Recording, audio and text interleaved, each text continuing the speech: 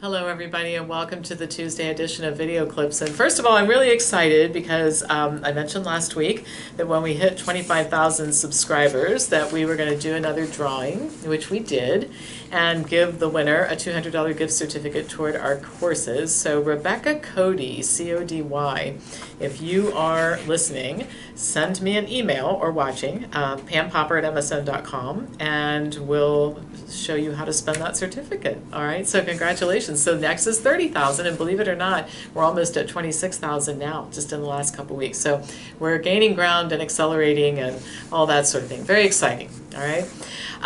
Next thing, a couple things going on. One is 1 month from now, the Diet and Lifestyle Intervention course with the celebrity instructors starts. We only do it with the celebrity instructors every 2 or 3 years. So gosh, if you're going to take this course, this would be the summer you want to do it.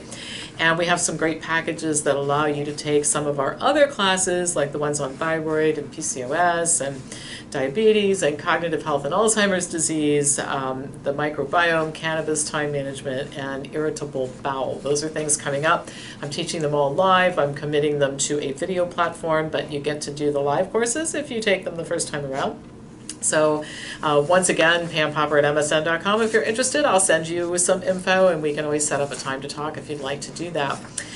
So every week I get some questions that I think are important to pay attention to, and I think other people would be interested in the things I have to say. So I had a bunch of them this week from people who were saying, you know, I talk to people about changing their diet, and one of the things they say is, I don't know if I'm ready to give up this, and I don't know if I can give up that. And I think that when people start giving you that kind of feedback, one of the things that may be going on is you're getting into the convincing business instead of the education business. So one of the things I'll say to people if they bring something like that up with me is I'll say, well, I don't know what you're ready to do or give up or not give up, but I'll tell you what I think I would do if I were you. I would just start looking into it. Get some information. Get educated. Then you decide what you want to do, and you may make a different decision than me. And so the point that I'm making is what you do is you want to take all the pressure off the situation. I think it's really important when you're talking to people about things that are really personal, like their health or their diet or something of that nature, that you want to, as much as possible, separate yourself from the outcome and stay focused on the process. And the process is finding out. That's how all of us started, by the way, right? We got curious about something, we started looking into it, and then we made a decision. It probably wasn't because somebody was screaming and hollering at us and badgering us and saying, if you don't start eating plants, I'm not going to be your friend anymore, or I won't come to the family reunion unless everybody becomes, you know. That's not how we got into it. That's not what happened to me. And I think I would have run the other direction if somebody had come on that strong. So just relax. Just be the information provider, invite people to take a look. We do that with our members. Many people who join here, they have health issues and they know they need to change something, but they're not really sure what they're willing to do or that sort of thing. So why don't you just start the process and see where you end up? So I don't know if that helps, but I'll give you, I'll just give you that. Another thing that came up is some confusion about fats. Are vegetable fats and plant fats the same as animal fats? Well, they're not the same, but from the standpoint of the big issue, which is looking at dietary pattern and deciding how much fat can you eat without causing a problem for yourself. At a certain point, fat is fat is fat is fat. And when you exceed 15% of calories from fat, you start to have some problems, and it's in a dose-dependent manner. So when you're talking about these yummy foods like avocado and nuts, and I had a couple of people said, every day I eat nuts. I love macadamia nuts, and I love cashews, and I love them too. I love all that stuff. But the best way to eat those kinds of foods really is to eat them when they are in dishes, when they're part of a recipe, or when you go out to eat, they've sprinkled some nuts on top. Or what's really dangerous is putting your hand in the bag of the nuts and eating hands full of nuts. What's really dangerous is buying, and when I say dangerous, I don't mean life-threatening, I mean just tempting. You go to the grocery store and you buy 5 avocados, and you go home and you start looking for stuff to put them in. And they go bad really fast, so then you eat a whole avocado in a day. That's what usually causes the problem. So best to limit those foods, not eliminate them, but limit those foods in a way that keeps you out of trouble. And we talk about that a lot in our primary courses that basic members get. So, you know, if you're interested in learning more about that kind of thing, take our courses. And then I still am getting a lot of feedback on the organic foods issue, because some of you feel very, very passionately about eating organic food. And I think that that's fine. If you feel passionately about it, and you're willing to pay for it, and you're willing to deal with the limitations associated with it, that's great. My only point in putting out some of the information that I put out about organic versus conventionally grown produce, and the video clip that I created a few weeks ago that's generated a lot of this, is to show people that, number one, organic isn't, I think there are some misunderstandings about it in terms of the fact that there are no chemicals used in organic farming. That's not true. And the other thing is that conventionally grown produce is probably not as bad as it's being represented to be. Lots of problems with conventionally grown produce, but there's a lot of conventionally grown produce that's actually very good. So we're just trying to bring some balance to the discussion. And I think one of the things that I'll point out that I think is really important to remember is that this YouTube channel, my company, our company, Wellness Forum, we're really not into ideology. We're into taking balanced looks at things, scientific looks at things. And so sometimes when you follow the science, it just takes you to places that are inconvenient. And I realize that.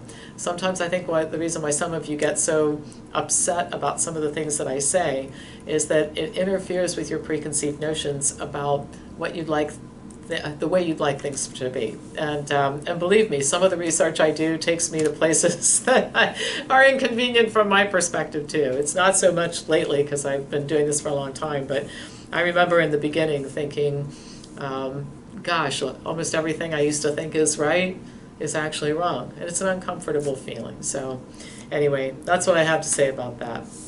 All right, this article that I've chosen to focus on today, I think, goes to why things are screwed up in medicine. And it also goes to, we're just duplicating generations and generations of medical doctors who get the wrong idea about a lot of things, not their fault, by the way. So this was inspired, talking about this today was inspired by some commentary that was delivered by an influential medical doctor. And I think it goes to why people are just miserable about healthcare. They don't like it, they feel marginalized, not listened to, etc. Arthur Kaplan, PhD, is head of medical ethics at New York University School of Medicine, and he posted some video commentary on Medscape in response to an article published by some associates of a think tank. The article stated that patients should not be viewed as consumers. Kaplan agrees with the statement and goes on to say that doctors should not be viewed as providers. He said it's a mistake to use what he calls, quote, the language of business in describing the doctor-patient relationship and how the medical system should operate. He thinks exactly the opposite of what I think. He says the Hastings Scholars, that's the group that wrote this article, said that talking about patients as consumers implies choice and activity that patients and would-be patients don't engage in. Well, I think that's part of the problem. Kaplan says that when buying beer, a vacation, or other products and services, people can search websites and find information and look for the best prices and the best deals. On the other hand, he says patients are told what to do and they don't have any choice at all. Really. He adds, if you're beset by a sudden health problem, you don't have time to go shopping to see what orthopedist or diabetologist you want to see. You're not going to act like a consumer. Well, isn't that the reason it's all messed up, right? Kaplan recommends referring to doctors as physicians, not providers, because calling them providers will make physicians, quote, feel more like pawns or agents without professional standing and without the respect and authority that go along with the profession. Well, speaking of pawns and agents, look at the influence that drug companies have over doctors. I think this is a pretty interesting stance to take in view of the cozy relationship drug companies have with the medical profession. According to Kaplan, medicine is not a market-driven business, and the fact that he states this and defends it, like most of the time when I read articles, not most of the time, but much of the time when I read articles about medicine not being a market-driven business, people say, this is the problem, we need to fix it. This guy digs in and says, no, we like the fact that it's not market-driven. He says, our healthcare system doesn't have the information, and the patients are not in a position to do the shopping or research that would lead them to act like it is a market. Our healthcare system doesn't have the information, really? And by the way, what he's saying is very true. I was speaking with somebody the other day who is looking at a whole lot of different choices in terms of cancer treatment. And of course, already doing some right things in terms of weight loss and diet change and all this sort of thing. But this particular individual said to an oncologist, you are recommending that I do several things in the way of treatment. So what I'd like for you to do is give me articles that show what the outcomes are for people who, like me, who undergo these treatments. And the doctor just said, we don't have any. That was the answer. We don't have any. So what Kaplan is saying is right. The healthcare system doesn't have information. Well, this particular individual got a little bit cranky about it and said, so let me get this straight. In this facility where you work, this is the treatment you recommend to all of us who have this type of cancer, but you can't come up with a single article for me to read about the outcomes of people who undergo this procedure. It's really what Kaplan is talking about. The only difference is that while this particular member of ours, patient of this clinic, is appalled at the whole thing, Kaplan says this is just the way it is and it's great. So he basically says, here's the way it's supposed to work. Doctors tell patients what to do and patients are expected to comply. The system doesn't have and should not be expected to provide information to guide decision making. Asking doctors to present information and evidence takes away from their authority and the respect that they deserve.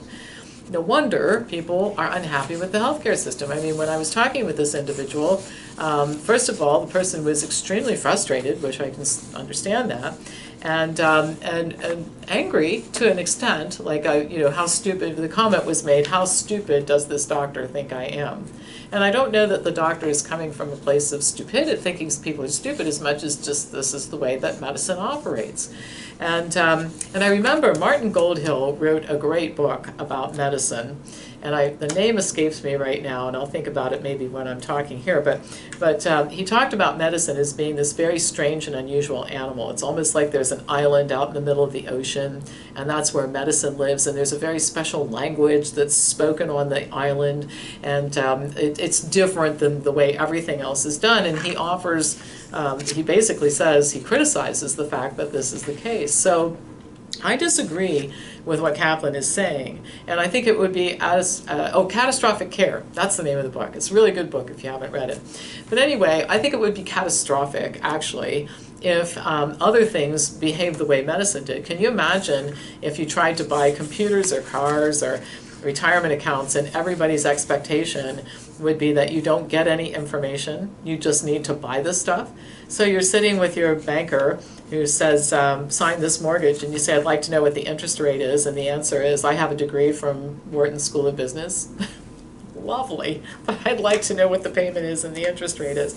So we don't tolerate this. In fact, it's against the law in many other professions to not fully inform people of what they're getting into when they make a major purchase or invest money or whatever. So I think just the opposite of what this doctor thinks. I think that medicine should be treated just like every other consumer product and transaction.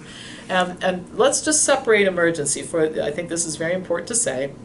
If you are all banged up and in the emergency room and they're trying to save your life, that's really the time when nobody has time to do the research, and doctors should not be burdened with presenting you with options and that sort of thing. They just need to intervene.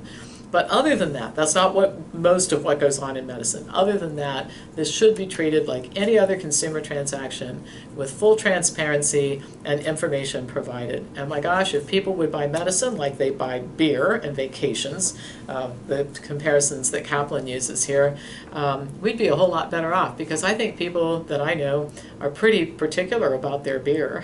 And they're usually pretty deliberate about where they want to go on vacation. I don't know anybody who calls Delta Airlines and says, I want to buy an airline ticket. Any place will do.